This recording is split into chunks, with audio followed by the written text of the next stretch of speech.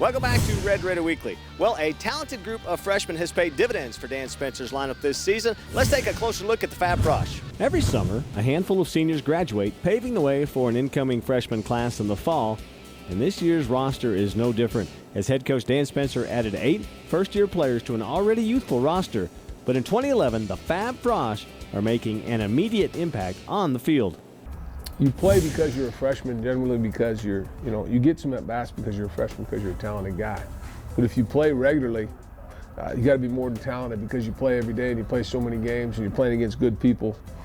And, things you do, young things you do or inexperienced things you do, people take advantage of you. And those guys don't make a lot of those mistakes. It's not just talent, it's the ability to progress, to make a mistake and then not make that one again, to progress and go forward. And you got to have a tremendous confidence in yourself that you can compete at this level, and they all do.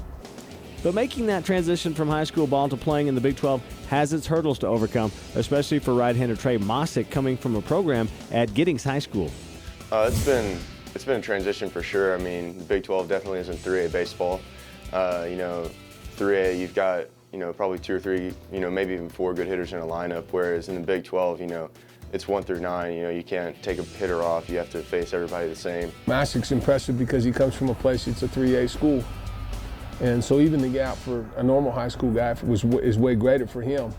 You have to have tremendous confidence and tremendous faith in your stuff to go from playing, Hutto High to the Texas A&M Aggies. But some of the other freshmen had a totally different set of obstacles.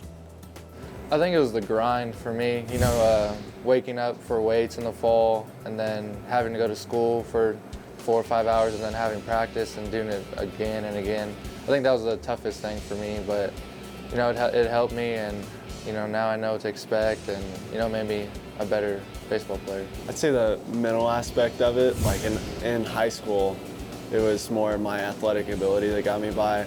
But now that I'm playing with guys that are just as good as me, I have to think more than them to be better than they are. With such a talented group of newcomers, it would be natural to think there would be some healthy competition for playing time. I really don't think so. I mean, I think the most competition we put is on ourselves, just trying to make ourselves better.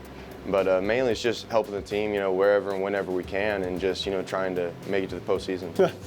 No, I mean, we're all really good friends. We've gotten to know each other like through the dorms, living there. So we're great friends now, and the competition is put more on ourselves, just trying to get better. The 2 guys who played together at Anderson High School in Austin see things a bit differently. Maybe a little bit, I don't know. Me and Dre both play outfield, so, we probably like to push each other a little bit, see who could throw the ball in the hardest or something, but it's all great. Back in high school, we both pitched, we both played the field, but, David was an infielder and I was an outfielder.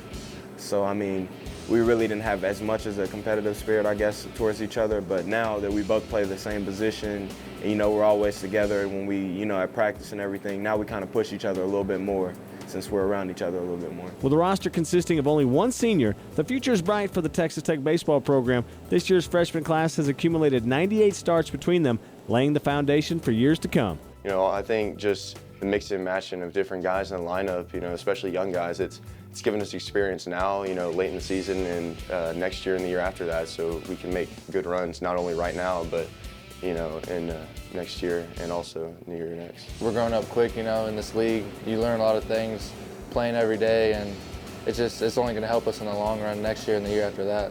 Yeah, the next couple of years are going to be great for Tech baseball because we've got Paez and Trey, Andre, and Jordan is coming back next year. And I mean, look at Trey and Paez, our Friday and Saturday night starters. So everything's going to be great next year. After the break, our player profile focuses on third baseman Reed Redmond. Sit tight, more Red Raider Weekly coming up.